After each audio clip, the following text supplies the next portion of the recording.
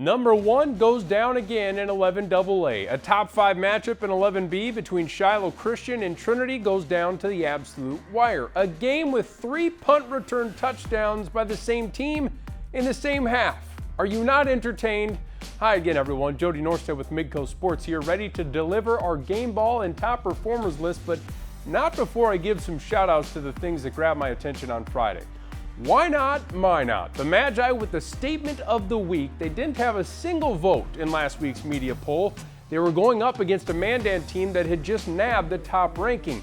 And the Magicians beat them on the road 35-26. The defense was fire emoji. Minot had 1 interception for each finger on the hand. Massive dub for Minot. I don't have a player from Minot on my top performers list, but consider this shout out for the whole team an honor in itself. Next, Bismarck Legacy. The Sabres were 0-6 against West Fargo all time.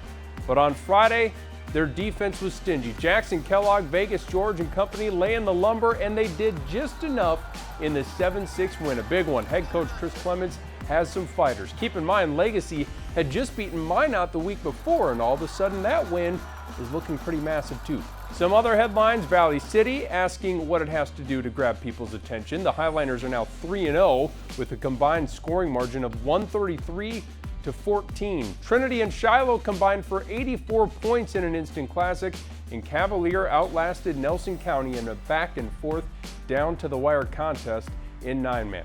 Okay, let's get back to the task at hand. This week, the Midco Sports Game Ball, sponsored by Farmers Union Insurance, is going to Bottineau. My son is a big fan of the Paw Patrol, and he's going to love this choice. Ryder, the leader of the pups and the leader of the Braves. Ryder Pollman is getting the game ball. We'll tell you why in a bit. But we had 40 names on our initial list and had to make cuts to trim it to 10, and of course a game ball winner. Brutal decisions, but it must be done. Our top performers list begins with highlighting that Shanley special teams unit that scored a punt return hat trick. 3 return touchdowns in the second half against South, and Caden Chrisman was responsible for 2 of them. His first return came in the third quarter as he ran it back 65 yards to the house. The second touchdown return was an 80-yarder broken off by Chrisman. In between those, Sam Oshik took one back for 6. Shout out to that entire special teams crew for the Deacons. Up the road at Fargo North, Peter Halgo continued his big season right on our very airwaves on Midco Sports. The junior running back and linebacker rushed for 132 yards and 2 scores and turned a little screen pass into a 26-yard touchdown to go with a couple of tackles for loss on defense. Halgo has scored 3 touchdowns in all 3 games this season. Clay Hovelson was our Week 2 game ball winner, and apparently nobody has learned to stop him yet. The Maple River running back rumbled for 282 yards and 4 touchdowns in a 34-12 win over Hatton Northwood. They fed him the ball all night, 43 carries in all.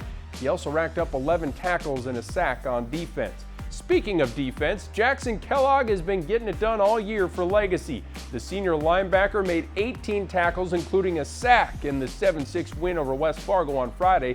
Kellogg has been a beast, terrorizing off the edge this season. Bismarck High will need to get a blocker on number 7. New Salem-Almont tops South Border 36-28 in a battle of unbeatens. Brock Norton is just a sophomore, but he's become an absolute nightmare for opposing teams. These are some highlights from earlier in the season, but on Friday he turned 22 carries into a whopping 277 yards and 2 touchdowns. He also caught a pair of passes and leading the Holsteins to a 36-28 win over the Mustangs. Red River is 3-1 on the year, and a big reason why is sophomore quarterback Pierce Parks. Parks finished 5 of 8 through the air for 68 yards and a score. He rushed for 100 and a touchdown, and then he took back a pick 6 on his only defensive play of the game. Great stat line for a game, but he barely played in the second half. We'll see what he can do this week in the Cushman Classic. It's our 4th week, and we have a 4th Trinity Titan that deserves a mention.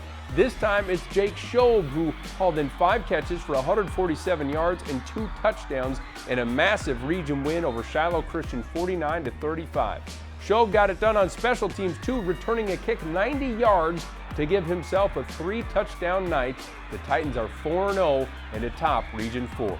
Velva Drake Animus Garrison still hasn't lost yet this season, and you can thank their sophomore QB for that. What's up with all these sophomores, by the way? Kids are growing up fast these days. Anyway, Ben Shep would have single-handedly won you a fantasy game this weekend. He passed for 350 yards, rushed for 40 more, and combined for 5 touchdowns in the 50-14 win over Ned Rose. Cavaliers man of steel Jake Steele makes the list this week after a lunch pail effort in the Tornadoes' win over previously unbeaten Nelson County. Steele rushed for 71 yards and caught the game-clinching touchdown pass on offense. Defensively, he was in on 20 tackles, including 2 sacks and a fumble recovery. Oh yeah, he blocked a punt too.